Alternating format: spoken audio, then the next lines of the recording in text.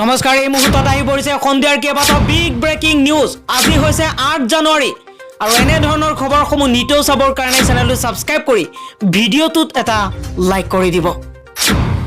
5খন ৰাজ্যৰ বিধানসভা নিৰ্বাচনৰ দিন ঘোষণা কৰিলে ভাৰতৰ নিৰ্বাচন আয়োগে 10 ফেব্ৰুৱাৰীৰ পৰা আৰম্ভ হ'ব উত্তৰ প্ৰদেশত বিধানসভা নিৰ্বাচন এই মুহূৰ্তত জনাই আছো এটা গুৰুত্বপূৰ্ণ খবৰ 15 জানুৱাৰীলৈ নিৰ্বাচনী সভা ৰেলীত নিষেধাজ্ঞা নিৰ্বাচন আয়োগৰ ফলাফল ঘোষণাৰ পিছতো উলিয়াব নোৱাৰিব ৰেলী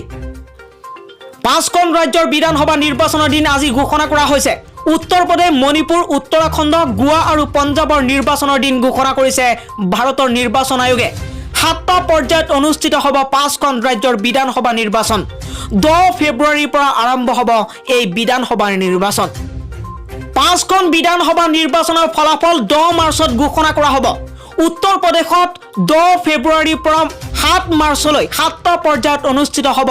নিৰ্বাচন পঞ্জাব উত্তৰাখণ্ড আৰু গোৱাত 14 ফেব্ৰুৱাৰীত ভোট গ্ৰহণ অনুষ্ঠিত হ'ব মণিপুৰত 27 ফেব্ৰুৱাৰী আৰু 3 মাৰ্চত নিৰ্বাচন অনুষ্ঠিত হ'ব সংবাদ মেলত ঘোষণা কৰা হৈছে মুখ্য নিৰ্বাচন আয়ুক্ত সুনীল চন্দ্ৰৰ দ্বাৰা ভাৰতৰ নিৰ্বাচন আয়োগে এক ডাঙৰ সিদ্ধান্ত গ্ৰহণ কৰিছে এই 5খন নিৰ্বাচনক লৈ 15 জানুৱাৰীলৈ নিৰ্বাচনী সভা ৰেলীত সম্পূৰ্ণ নিষেধাজ্ঞা ফলাফল ঘোষণাৰ পিছতো কোনো ধৰণৰ ৰেলী উলিয়াব নোৱাৰিব বুলি এক ডাঙৰ ঘোষণা কৰিছে ভাৰতৰ নিৰ্বাচন আয়োগে পৰৱৰ্তী খবৰটো হৈছে মুছলমান সকলক লৈ পুনৰবাৰ ডাঙৰ মন্তব্য কৰিছে মৌলানা তৌকিৰ ৰাজা খানে মৌলানা তৌকিৰ ৰাজা খানে মন্তব্য কৰিছে যে 20 লাখ মুছলমানে শুনি আছে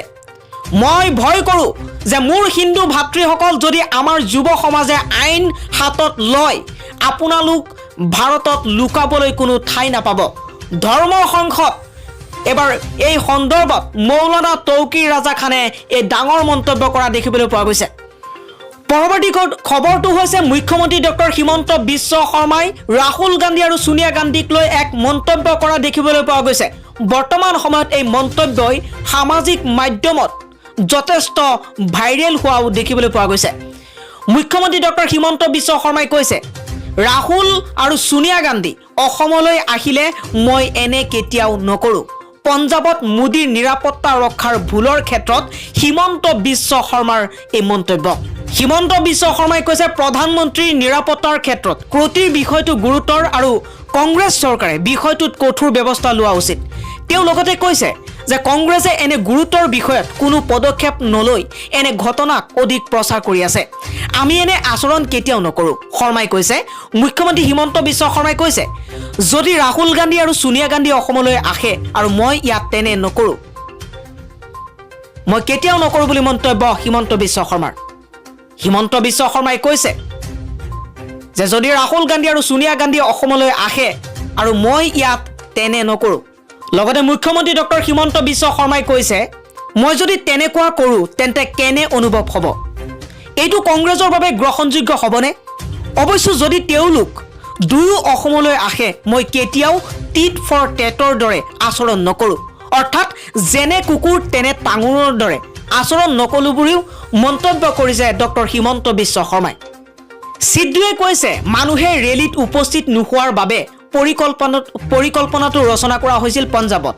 বুধবাৰে প্ৰধানমন্ত্ৰী নৰেন্দ্ৰ মোদীৰ নিৰাপত্তা ৰক্ষাৰ ক্ষেত্ৰত ৰাজনীতি তীব্ৰতৰ হৈছে পঞ্জাব কংগ্ৰেছৰ সভাপতি নৱজোৎ সিং সিদ্ধুৱে কৈছে যে মানুহে ফিৰোজপুৰ ৰেলীত উপস্থিত নাছিল মাত্ৰ 500 জন লোক আহি পোৱাৰ সময়ত 70,000 চকী আছিল সেয়েহে এই সমগ্ৰ পথ জাম পৰিকল্পনা প্ৰস্তুত কৰা হৈছিল বুলিও মন্তব্য কৰিছে সিদ্ধুৱে লগতে সিদ্ধুৱে দাবী কৰিছে যে প্ৰধানমন্ত্ৰীৰ ৰাস্তাৰে যোৱাৰ কোনো পৰিকল্পনা নাছিল সিদ্ধুৱে দাবী কৰিছিল যে যেতিয়া প্ৰধানমন্ত্ৰীয়ে ৰাস্তাৰে যোৱাৰ কোনো পৰিকল্পনা নাছিল তেতিয়া তেওঁ কিয় ৰাস্তাৰে গৈছিল ধৰাচলতে প্ৰধানমন্ত্ৰী নৰেন্দ্ৰ মোদীৰ বাথিন্দাৰৰ পৰা ফিৰোজপুৰলৈ যোৱা পথটো হঠাৎ পৰিকল্পনা কৰা হোৱা নাছিল পঞ্জাব কৰ্তৃপক্ষৰ সৈতে আগতীয়াকৈ আলোচনা কৰা হৈছিল প্ৰধানমন্ত্ৰীৰ ভ্ৰমণৰ এদিন আগতে অৰ্থাৎ মঙলবাৰে ইয়াৰ বাবে এক পূৰ্ববাসু লোৱা হৈছিল বুলি মন্তব্য সিদ্ধুৰ পৰৱৰ্তী খবৰটো হৈছে মুখ্যমন্ত্ৰী ডক্টৰ হিমন্ত বিশ্ব শৰ্মাক উদ্দেশ্য কৰি সাংসদ ৰিপুন বৰাই এক ডাঙৰ মন্তব্য কৰিছে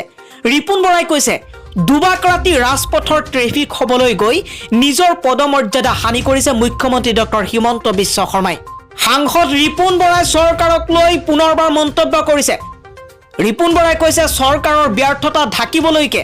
মুখ্যমন্ত্ৰীয়ে এনেধৰণে আবুল তাবুল বকিবলৈ আৰম্ভ কৰিছে বুলি মন্তব্য সাংসদ ৰিপুন